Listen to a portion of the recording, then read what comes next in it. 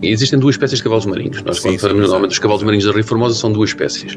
Há uma espécie mais abundante, o cavalo marinho focinho comprido, e a menos abundante, portanto, com normalmente uma proporção de 1 para 10, onde encontramos, por exemplo, 10 cavalos marinhos de uma espécie, encontramos só um da outra, do hippocampus e hippocampus.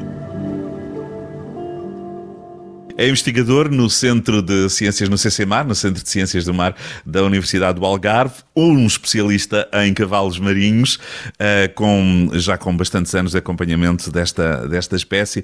Se calhar propunha-lhe que começássemos por aí. Obviamente, na sua formação como investigador, ligado a muitas espécies e a muitas atividades ao mar, há um momento em que o cavalo marinho se começa a impor e a monopolizar quase a sua atenção como investigador. Isso pode-nos contar mais ou menos como é que isso aconteceu? Sim, foi mais ou menos eu comecei a trabalhar com cavalos marinhos, ou a investigar praticamente só trabalhar com estas espécies, mais ou menos à volta de 2007. Até aí antes tinha trabalhado com outras espécies, o doutoramento não teve nada, foi também com outras espécies de peixe, mas nessa altura foi quando comecei num primeiro pós-doutoramento que fiz, tentar criar estas espécies em cativeiro.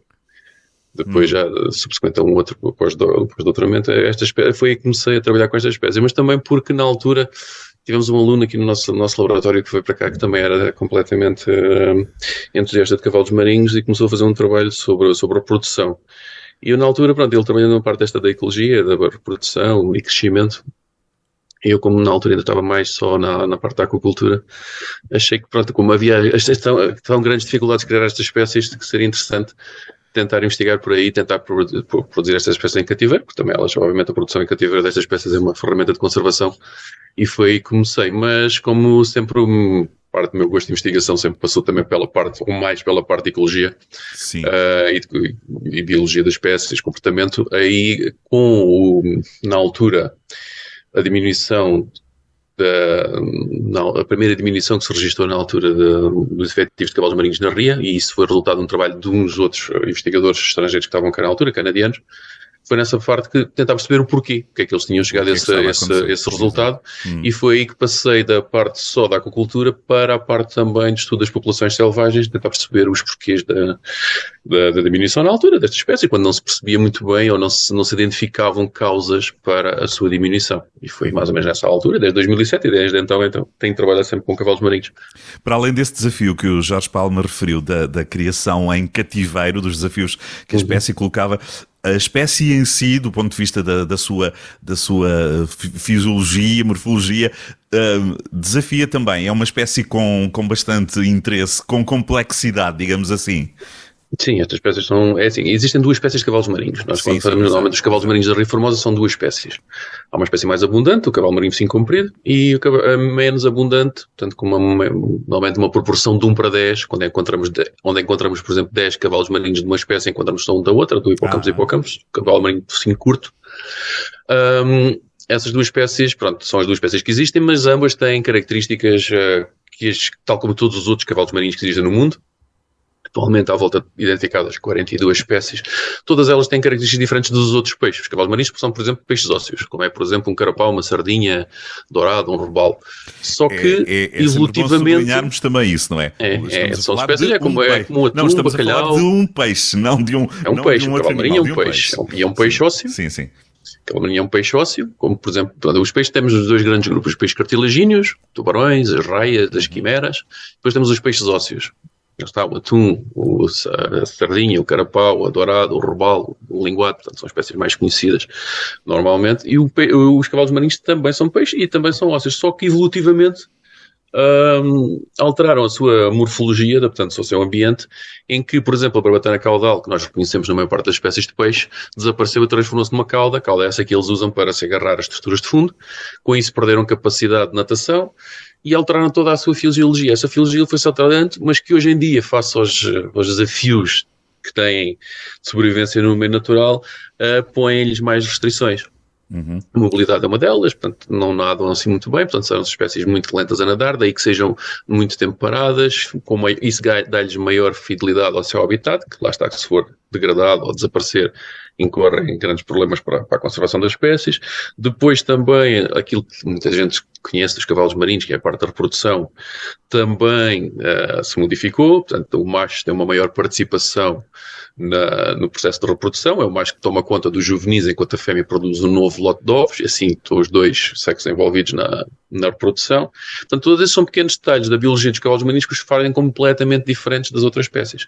Sim. E ao fazê-los diferentes também os faz, de alguma forma, por serem tão específicos, também os faz mais sensíveis, e por fazê-los mais sensíveis e também sendo, lá está, espécies representativas, uma espécie mais carismática e de interesse de ouvir falar sobre elas, acabam por também nos dar indicadores, são indicadores da conservação do meio ambiente e quase representantes daquilo que é qualidade ambiental e daquilo que tem que se fazer para a conservação dessa mesma qualidade ambiental e da biodiversidade como um todo, porque estas espécies que são mais representativas representam todas as outras às quais normalmente não se dá tanta atenção, não é? Porque são menos apelativas, mas por serem sensíveis, nós que se criarmos condições ou criarmos, por exemplo, um programa de conservação para estas, estamos a beneficiar todo o resto.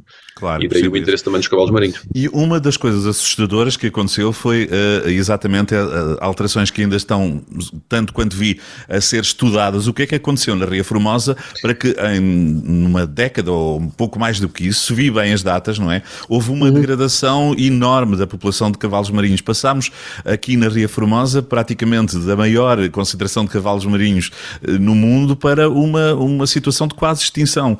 Isso já... Sim, quase desaparecimento. Felizmente só mesmo pela grande quantidade que existia na altura é que hoje em dia mesmo tendo-se reduzido, agora felizmente com um aumento que vimos no ano passado, ainda existem animais, alguns milhares de animais. Estamos a falar de 20 e poucos anos, não é? Sim, estamos a falar porque assim, a primeira informação que foi gerada aqui na RIA, ainda na altura, lá está, não trabalhava eu com os cavalos marinhos pelo investigadores canadianos do Project Seahorse, data de 2001. À data, a Janelle Curtis, foi ela que começou esse trabalho, andava à procura de um sítio onde encontrasse cavalos marinhos e lá está, primeiro acaso, estando aqui junto a Rias, ali na zona de Olhão, viu cavalos marinhos mesmo sem mergulhar, e depois de mergulhando, começou, aqui há bastantes, e então isso permitia-lhe levar a fazer o doutoramento como veio a fazer. E foi ela que, em 2001, encontrou, lá está, a tal maior população de cavalos marinhos do mundo, sem ligar, obviamente, a um tipo de espécie, cavalo marinho no sentido lato. Depois, em 2008, 2009, veio outro investigador, o Ian Caldwell, também do Project Seahorse, e indo aos mesmos locais, encontrou pela primeira vez um enorme decréscimo, na altura de 90 e poucos % para o cavalo marinho focinho comprido e 74% para o focinho curto. E foi aí, na altura, esse que o que é que se passa aqui, o que é que está a levar este decréscimo, e aí comecei também a trabalhar com as espécies selvagens. Depois, vimos novamente um aumento, à volta de 2012, 2013, vimos algum aumento, por isso pensámos na altura que seria aquilo que pode acontecer às vezes também com as espécies, uma flutuação da abundância das espécies. Sim. Há mais... Não tinha havido nenhuma intervenção específica para tentar recuperar a espécie. Parecia uma recuperação natural. Não, parecia um ciclo natural, uma flutuação natural da população. Sim. Porque as populações por si próprias, por vezes, equilibram-se, não é? Portanto, quando existe muito, depois há tempos de escassez que volta a baixar, volta a aumentar, isto que faz a tal flutuação. E nós, na altura, só identificámos alguma degradação ambiental, sabíamos existir alguma atividade ilegal, mas não direcionada aos cavalos marinhos, portanto, recortia-se principalmente na degradação ambiental, mas não justificativa desta tão grande diminuição, e depois, como vimos esse aumento, pensámos, ok, é uma flutuação. Só que depois, nos anos à volta de 2014, 2015, começou a haver relatos cada vez mais frequentes e repetitivos de captura ilegal, mesmo dirigida a cavalos marinhos. Porquê? Porque surgiu uma procura de mercado, por parte do mercado asiático, pelas espécies de cavalos marinhos. E depois, obviamente, pondo-se um preço, neste recurso, começaram a ser capturados ilegalmente. Isso levou então àquele dramático, não tem outro nome, mesmo dramático decréscimo que vimos nos últimos anos, entre os anos 2018, 19 e 20, em que chegamos então ao tal mínimo de ter apenas quase um decréscimo de 96% da população. Foi essa questão, depois... Essa questão económica é também já conhecida dos mercados asiáticos, dos cavalos marinhos, extrai-se uma série de, enfim, potenciais ou possíveis medicamentos e uma série de coisas que daí que sejam tão procurados quase do outro lado. O cavalo marinho é utilizado na medicina oriental chinesa como um ingrediente. Portanto, enquanto na medicina tradicional, na medicina ocidental, temos um medicamento que é composto por vários compostos ativos, não é? Que formam um medicamento.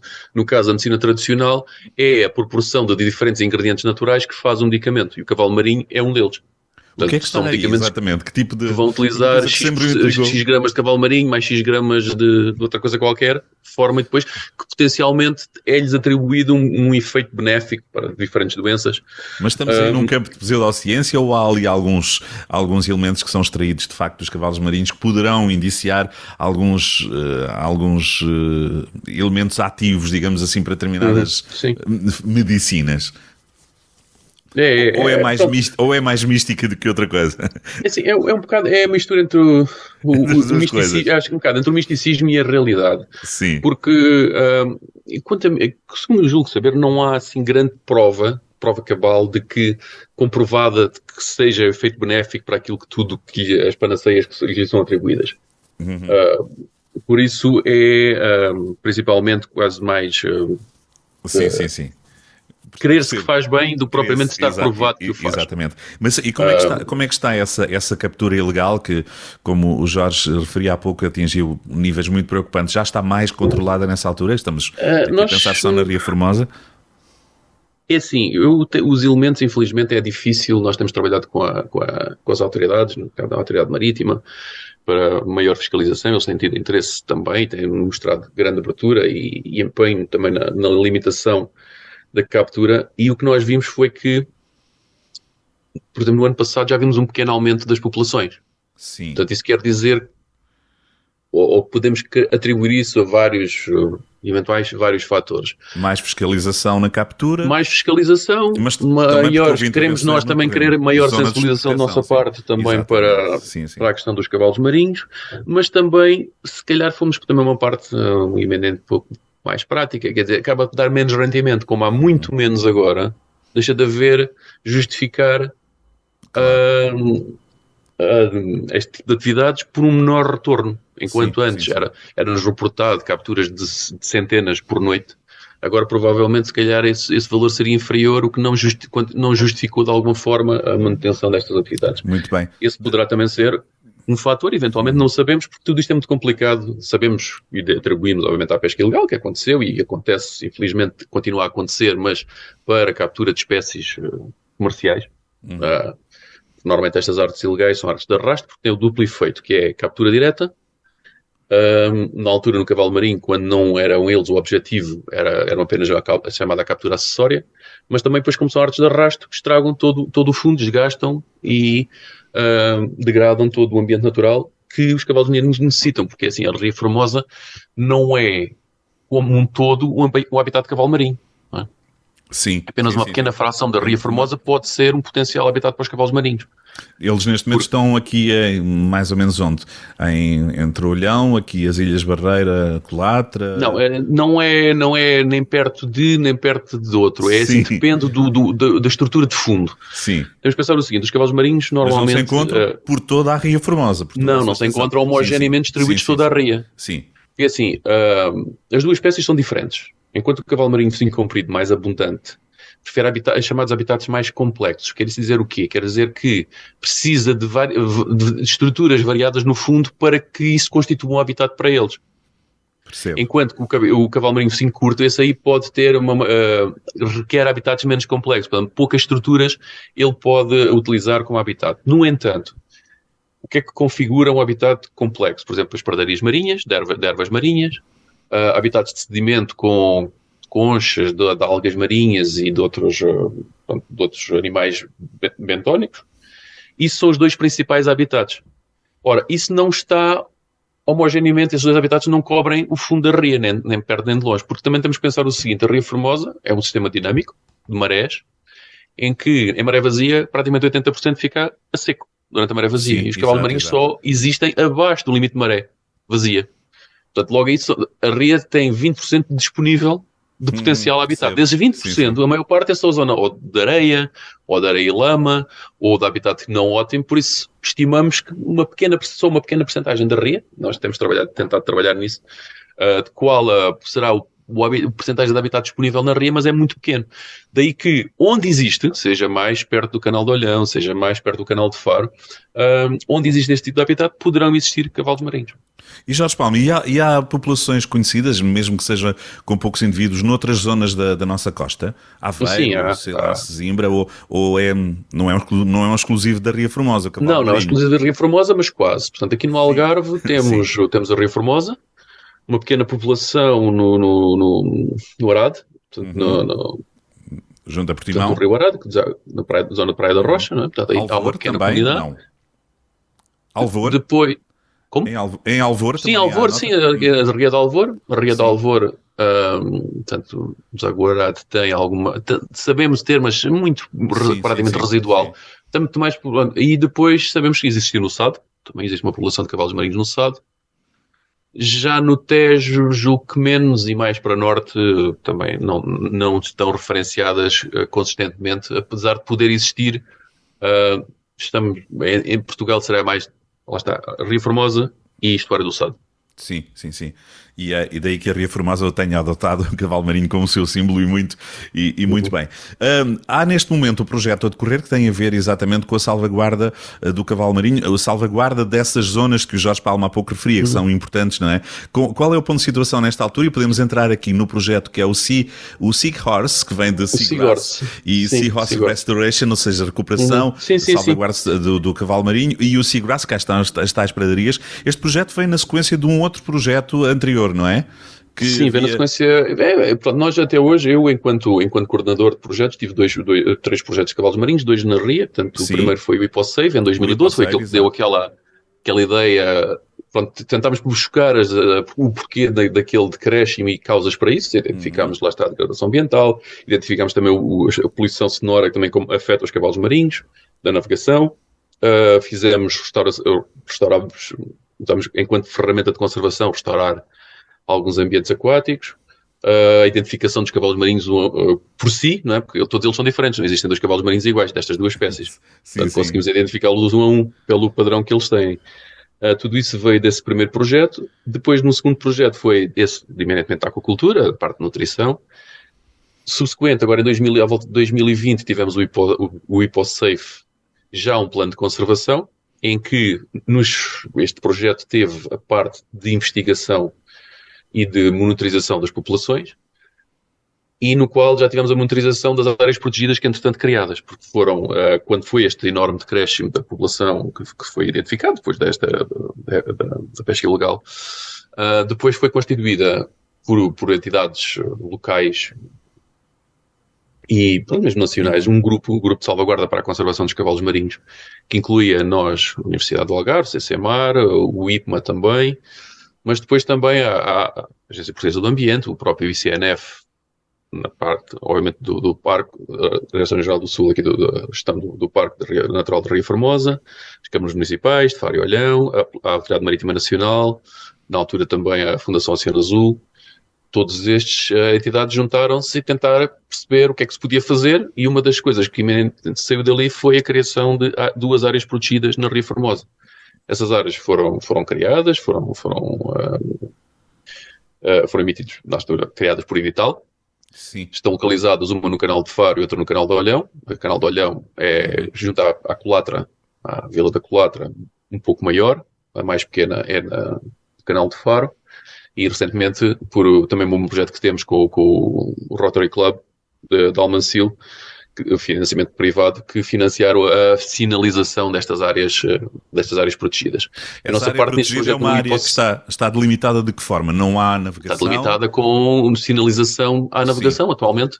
E, portanto, não há navegação mesmo. Portanto, é uma área... Não deve haver navegação. Não deve haver, porque são duas zonas chamadas de proteção integral. Sim, portanto, são áreas de refúgio. São 2 áreas de refúgio para cavalos marinhos. Ouve-se falar de santuários de cavalos marinhos, de áreas marinhas protegidas ou de áreas de refúgio. Portanto, praticamente, legalmente tem conotações diferentes, mas podemos lhe dizer áreas de refúgio de cavalos marinhos. Uhum. Por lei, são áreas de exclusão à navegação e a qualquer atividade humana dentro delas. Exceção feita no caso muito pontual da Colatra, apenas 1 ou 2 pescadores podem passar. Podem fazer isso. Direito de passagem. não de exploração. Claro. Por isso, nada pode acontecer ali para além de investigação. Jorge Palma, essa intervenção para já foi apenas já é imenso, na delimitação dessas áreas, na proibição de navegação, ou vocês estão, ou estiveram, ou vão estar com intervenção também, por exemplo, na recuperação das pradarias marinhas? Não, nem fizemos dentro do, lá está, isto que liga os dois projetos. Sim. Portanto, no caso do HippoSafe, nós na altura fizemos a monitorização destas áreas e depois fizemos também a requalificação numa delas, no caso da área de proteção aqui do Canal de Faro, da Geada, nós testámos a requalificação ambiental. E o que é que fizemos com essa requalificação ambiental? Foi num processo híbrido, porque assim, os cavalos marinhos, como eu falei há pouco, são espécies que existem sempre abaixo do limite de maré vazia. Portanto, são abaixo do chamado subtidal. Tidal é o limite de maré, não é? Sim. Ora, normalmente as pradarias de ervas marinhas ocorrem no intertidal, portanto o intertidal é a zona de marés, abaixo dele um pouco, mas zonas um pouco mais profundas, já não tendo a luminosidade suficiente, a luz de sol suficiente, já começam a rarear um pouco. Mas existem cavalos marinhos. Por isso é que nós tentámos perceber era se poderíamos fazer o transplante de ervas marinhas e qualificar ervas marinhas numa zona menos profunda e numa zona mais profunda, onde ainda existem cavalos marinhos, colocar estruturas artificiais. E foi isso que fizemos. E fizemos essa requalificação dentro de uma das áreas protegidas para ver como funcionava e tivemos resultados muitíssimo interessantes porque tivemos dois pontos temporais muito interessantes. Primeiro foi, mesmo sem nenhuma intervenção desta que acabei de dizer, de requalificação ambiental, e apenas por criação das áreas protegidas por edital, ao final de um ano já vimos algum aumento, maior aumento da densidade de cavalos marinhos dentro da área protegida do que fora dela. Depois, na área requalificada, que foi feito no final de 2021, em 2022, por exemplo, tínhamos 100% mais de cavalos marinhos na área requalificada dentro da área protegida do que fora da área não requalificada dentro da área protegida. Esse é um número muito interessante, muito interessante. Portanto, nós ao proporcionarmos uma área protegida e darmos um habitat que lhes é favorável, faz com que a população tivesse disparado. Logo para ali. Essa era uma questão que eu lhe ia colocar, está respondida. Até que ponto é que os cavalos marinhos iam responder a esse a mobilidade dos cavalos marinhos não é muito grande. Estavam a oferecer, não é? Exato. Mas a mobilidade deles não é muito grande, porque eles normalmente, se não forem impactados, não se movem muito. Mas os que ali estavam, claro, tem sempre uma... Nós fizemos esse estudo já há uns anos atrás, ainda com os canadianos, que é por telemetria, e nós vimos, por exemplo, se o animal, se não impactado, se nada acontece, mais ou menos tem mexe quase uns 100 metros. Sim. Em alguns meses, só. Está a ver? Portanto, Exato, é pouquíssimo. À volta de 100 metros em meses é pouquíssimo. Por isso, se eles encontram um ambiente propício, ali ficam. O que nós fizemos, por exemplo, o que aconteceu também foi que eu tenho alguns animais, obviamente, em cativeiro, não é? Nascidos em cativeiro, mas por vezes é necessário capturar alguns animais selvagens para renovar o estoque de animais. Claro que isso, a autorização é-nos dada por parte do ICNF, mas depois é apenas por retenção temporária dos animais, temos de devolvê-los a seguir. E o que fiz, pronto, quando devolvemos alguns dos animais, por eles terem esse padrão identificativo, é possível e depois, quando fomos lá mensalmente, perceber se é o mesmo animal, se é um animal diferente. E o que aconteceu foi que por animais que foram novamente libertados, ou devolvidos ao ambiente, assim aqui devolvidos, em novembro de 2021, em julho de 2022 ainda lá estavam, no mesmo local. Muito bem, muito interessante. No mesmo local. E note-se que nós só mostramos 100 metros quadrados, não temos capacidade de andar a mergulhar sempre, uma zona mais abrangente, vamos sempre ao mesmo local. Vão ver que, lá está, é a prova de que proteção do local e um habitat condizente, os animais se mantêm ali. O Jorge Palma, no princípio, fazia aqui na apresentação da importância do estudo desta espécie também, o que ela nos pode ensinar do ponto de vista de degradação das condições ambientais, especificamente na Ria Formosa. Ou seja, estes números também indicam que se calhar há outros números no que diz respeito à qualidade da água, à qualidade da ria, que são números até interessantes, porque senão não bastava só a criação de uma zona de proteção para que os cavalos marinhos de repente começassem a aumentar e multiplicar-se. Portanto, há aqui uns indicadores que se calhar também são interessantes do ponto de vista positivo. Eles serem Sim, capazes de chegar a este número de reprodução, por exemplo? Se a qualidade da água, imaginemos, se a qualidade da água da ria fosse muito degradada, se calhar não chegava só à zona de proteção. O que é que sim, pode obviamente, sair daqui, não é? mas isso, pronto, isso às vezes é um bocado, é assim, eu estou a ver, às vezes depende, isso tem que se, às vezes, Sim. encarar um bocadinho pontualmente. Porque se nós pensarmos que lá está, a fraca mobilidade que eles têm, se eles estiverem afastados, e neste caso as áreas protegidas estão mais afastadas é quase no meio da ria do canal de Faro, portanto, um Sim, bocado sim, mais sim, afastado dos canais mais baixos ou de menor profundidade que ficam mais junto à terra, não é? Também sofrerão não terão tão maior impacto, por exemplo, de águas de menor qualidade, por exemplo, águas residuais, e daí que possam estar em condições. Mas, por exemplo, investir em populações de cavalos marinhos mais perto de zonas de efluentes, por exemplo, porque nós pensamos no seguinte, há, por exemplo, uma hectare, o tratamento da água de uma hectare é em termos de tratamento bacteriano da água. Sim. Todos os outros compostos resultantes humanos estão lá presentes, por exemplo, os xenobióticos, portanto, tudo que seja, por exemplo, até mesmo disruptores endócrinos, antibióticos, hoje em dia sabemos, por exemplo, cafeína, mas nem sequer, para a cafeína não vou por aí, para os cavalos marinhos, Sim, sim.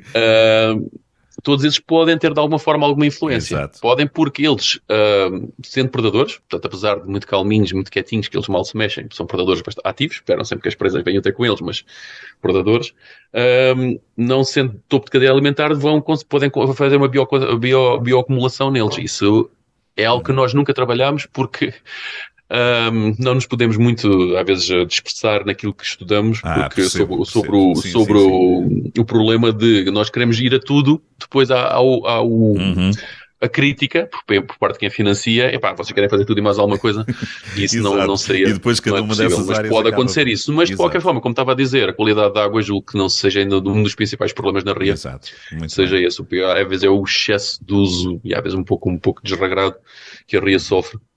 E como é que está? Há pouco, como é que está a zona, como é que estão essas zonas no que diz respeito, por exemplo, à intervenção e à oferta turística? Ainda se vê aqui em Olhão, onde estou, aqui na zona, se calhar já se vê menos agora, não é? A observação de cavalos marinhos. Como é que vocês encaram isso?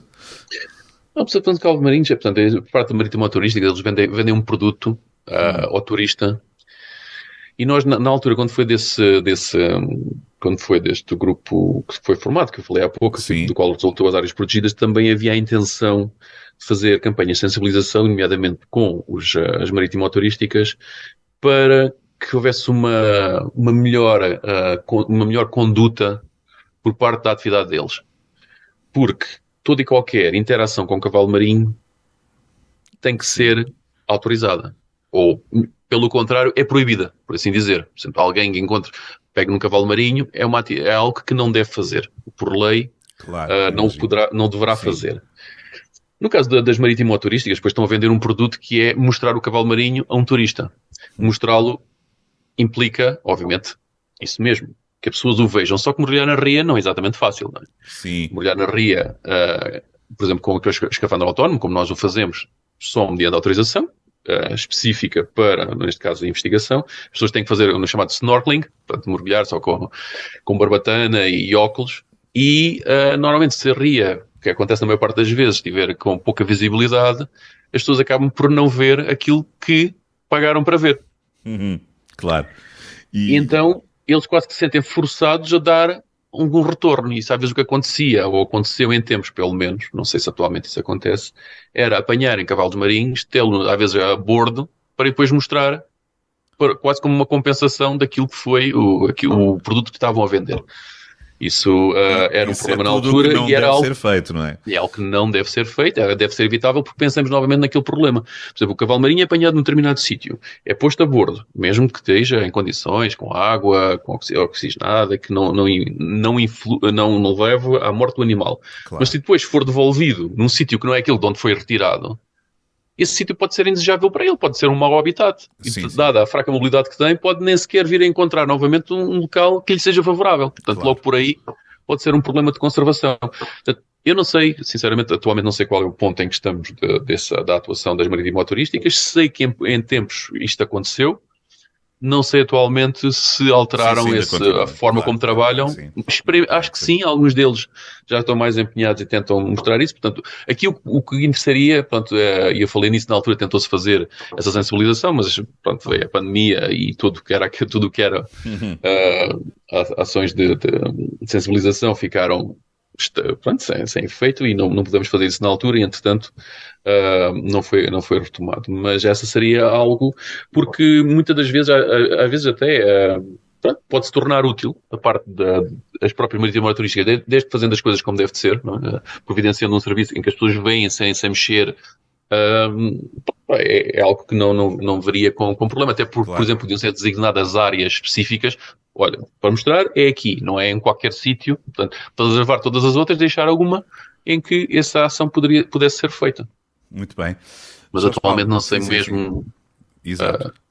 Mas há bocadinho estava a falar em relação aos projetos. Eu fiquei pelo HipoSave e depois tinha falado no Seagorse. No Seagorse. O Seagorse depois vem na sequência do HipoSave, em que no Seagorse voltamos, aí já não sou eu o coordenador desse projeto, é a pessoa Rui Santos, porque também ele trabalha com a parte das ervas marinhas, em que esse aqui já é digamos, uma investigação subsequente àquilo que foi o HipoSave, em que já enquadra lá, novamente a requalificação com ervas marinhas, portanto, a colocação de ervas marinhas. Neste caso, não estamos a tirar do selvagem para meter no selvagem, são ervas marinhas produzidas, por exemplo, no IPMA de Olhão, na parte dentro das lagoas do IPMA. E fizemos essa requalificação para ver, pronto, como é que se era possível, e foi possível, e as algas realmente aguentaram-se, as ervas, desculpa, as ervas. Sim. Pronto, testou-se diferentes formas de fazer o transplante das ervas, e esse transplante resultou, e essas ervas ainda lá estão. Claro que estamos a falar em escala piloto, não estamos a falar de hectares ou algo do género, é pouco mais ou menos. Claro depois sim. Aí, dentro do Seagorse, também o que está-se a tentar, e ainda está a ser feito, está um aluno de fazer parte do doutoramento dentro do Seagorse, que é a relação dos cavalos marinhos com os diferentes habitats. Portanto, e neste caso a de ecologia e relação trófica, em que é que os habitats como as ervas marinhas, como as zonas de sedimento com substrato de fundo, ou infelizmente, como que está a acontecer na Ria, que também é um problema, que é a caulerpa, que é uma alga invasora, como é que os cavalos marinhos lidam primeiro com esta invasora, e também como é que utilizam os outros habitats, em termos de utilização do habitat e relação trófica com ele, em que é que dependem, ou em que medida é que dependem das presas que lá existam, e isso também já está a ser estudado neste projeto. Muito bem, ainda há muito para andar, mas já há muito conseguido, e ainda bem, e falámos muito nisso aqui, que os sinais são positivos, e isso é muito bom para quem está no terreno. O ano passado foi muito bom, porque lá está, foi a última ação de monitorização dentro do projeto do HipoSave.